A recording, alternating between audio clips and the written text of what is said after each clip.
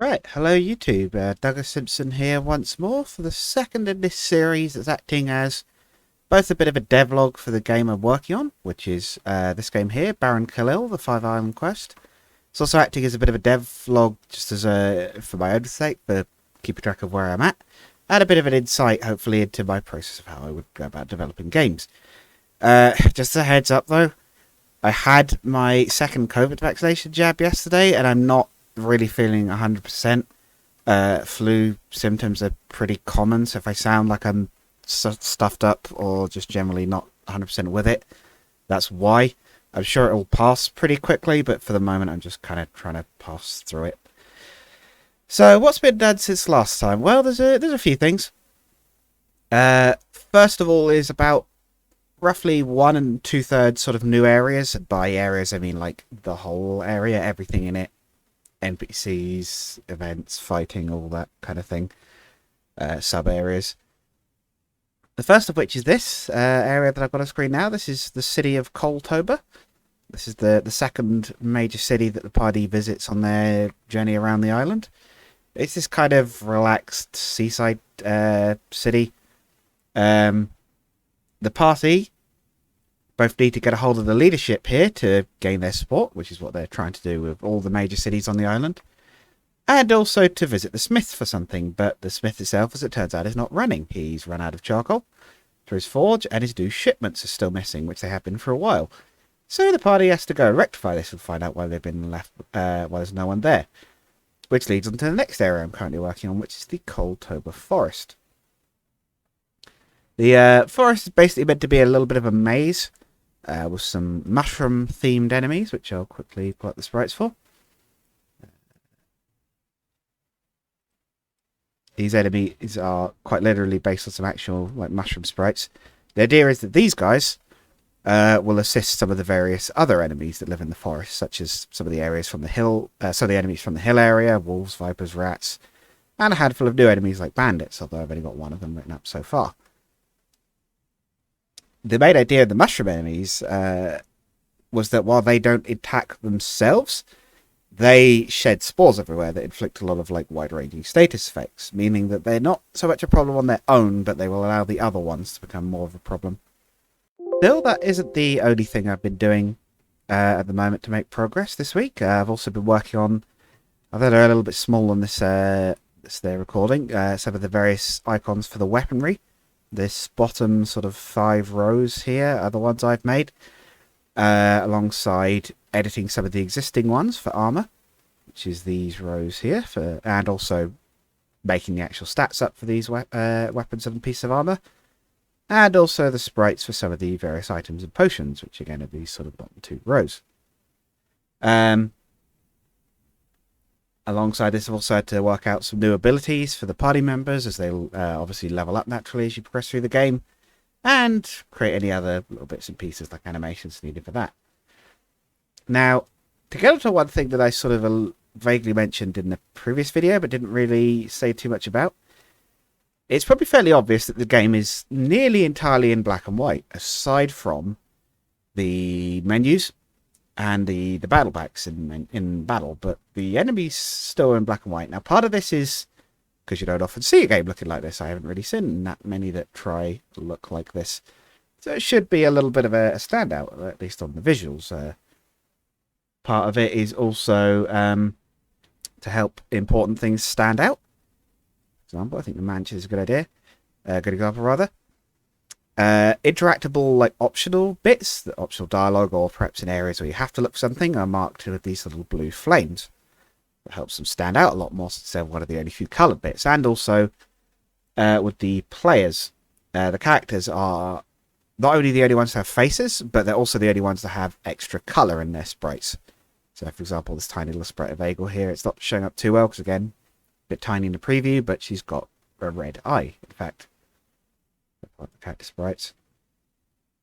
Yeah, you can clearly see they've got a bit of colour to distinguish them from the rest of everything else.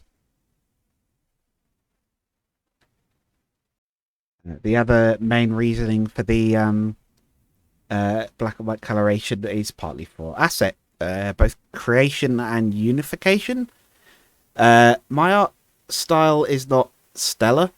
I'm not terrible at artwork. I can draw a little bit. I can do some sprite work. You've obviously seen the weapons. They look, I like to think at least reasonably close to what they're supposed to be. But I'm not a professional. It's never really been a focus. My course that I did on uni was on games design specifically. So part of the black and white thing is to make it easier to sort of unify the assets together. It means that artwork with sort of slightly disparate styles meshes together a little bit better. And adjustments I make to sprites. So, for example, with the enemies I've been making, a lot of them are based on real images. It's not as difficult for me to add my own bits, such as the little raised earthen section of the grounding crab and the lightning marks, and have them still fit in reasonably well. And this seems to have worked okay so far, at least from what I can tell. Lastly, though, because I'm on this subject, I did mention that the battle backs, which are, I can show you if I load them up, sort of backgrounds that show up in a fight, are not black and white, and also the menus are coloured. I believe they're red by default. This is effectively because while having the game as all black and white is quite a neat look, I like the way it looks. I feel like it again is a bit unique. It could get hard on the eyes when everything was like that, especially in early tests where I tried that, and I eventually decided having some colour, it helps sort of like split the battles from the overworld, and it also was just a little bit easier on the eyes. Same for the menus. The other main thing I wanted to go over today, for this week, was why RPG Maker. Why RPG Maker at all, and why RPG Maker VX Ace. Well, I am certainly aware of the reputation that the engines have. They're not necessarily seen in the best of lights. While there's certainly some good stuff on them, there is also shovelware out there on them. And it does have some limitations, unless you use scripting to expand upon some of them. But there are a few reasons I'm drawn to it. The first is having the functional framework for the game already. When I made yaaaaay, which I made on Unreal Engine 4, I had to make most of it. Like, the scripting language is already there. I didn't have to build the engine, but like, I was like, I have to work out a way of like loading levels and things, or like I have to work out a way of like, here's how the flight works, and here's how it's limited inside like the area of the level. And it wasn't impossible. Obviously, I did it. It's released. It's out there. But like, it took a long time, and it meant that a lot of time was eaten up by fixing bugs, which he's doing. And it's not like there haven't been any with this that I've had to fix, but it's been way easier and there's been less.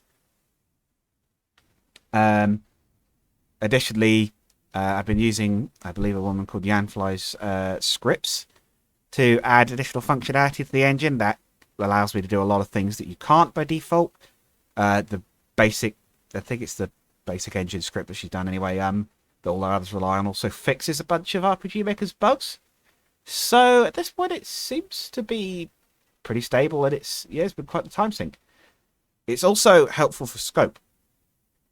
This particular game is a lot larger than the scope that yaaaaay had. I can focus so much more on content creation with this because, again, I don't have to do the engine side of things much. And that's meant that there's already a fair few hours of content in this game, I think. I haven't technically checked the timing after the last thing, but it's a bit hard for me to check in anyway because I obviously know where everything is and what needs doing. But I believe there's probably a good maybe 4 hours content if you're new to the game already. Maybe more if you're not good at RPGs, and it's only going to go up. I'm only about a third of the way through the first island, sort of the first quarter or so of the game. And the other main reason is the amount of assets already available. RPG Maker comes with a bunch of assets. Also, additionally, if you own previous versions, you can use the assets from that. I haven't used any of the assets from XP yet, which is the other version I own, but I am at some point planning to convert the music over and use some of that. Unfortunately, the file format is not the same between the two, so I couldn't just throw them straight in. But again, I do plan to get them converted at some point and maybe add some of those in as well. And it has a lot of art assets and things already. Now, again, as I mentioned, art is one of my weaker aspects, so it's very helpful. And the music thing is also very helpful because I think that was probably one of yaaaaay's lesser aspects. It did have a unique soundtrack, but it's not stellar. And I cannot write music to save my life, unfortunately. Why not, though, use a more modern version of RPG Maker like NV? Well, I have tried it. there was a free weekend, I want to say, a while back, and I gave it a little bit of a try. It felt almost identical at the time, but for a few new features. Additionally, I couldn't afford it because it's about 60, 70 quid, and I don't have that much money at the moment. And I believed it didn't have a lot of assets available because I figured, oh, XP, VX, and whatever have been out for ages, and MV has a different resolution. I think its tiles are like 48 by 48 rather than 32 and a few bits like that.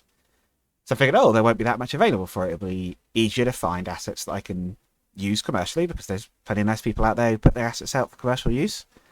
And that'll save me even more time working on assets. Well, as it turns out, this is not necessarily true. MV actually does seem to have a bit available.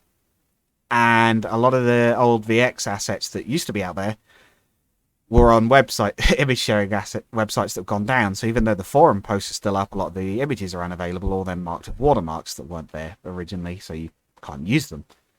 However, at this point, with the amount made, as far as I'm aware, I don't think you can just straight up convert over to MV. So I'm not going to do that at the moment. If it's possible, I may end up doing that in future. I'm not discounting that. But for the moment, I'm sticking with things how they are. And so I believe that is kind of it for the main coverage of what's been done this week. I'll just show off maybe a couple of random other maps quickly. Got the carriage where you start and everything.